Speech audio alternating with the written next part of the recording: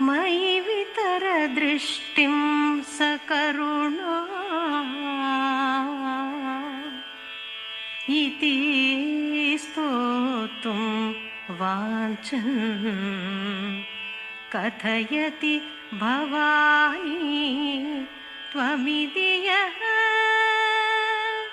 तदैव त्वं तस्मै दिशसि निजसायुज्य पदवी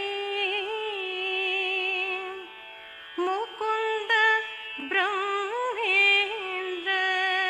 स्फुटमकुट ஈராஜிதபதா. இந்த ஸ்லோகத்தை ஜபம் செய்தால் அரச பதவி, மந்திரி பதவி போன்ற உயர் பதவிகள் ஏற்படும். தேர்வுகளில் வெற்றி உண்டாகும். கோவில் அல்லது நதிக்கரையில் ஜபிக்க வேண்டும். இம்மை பயன்களெல்லாம் சித்திக்கும்.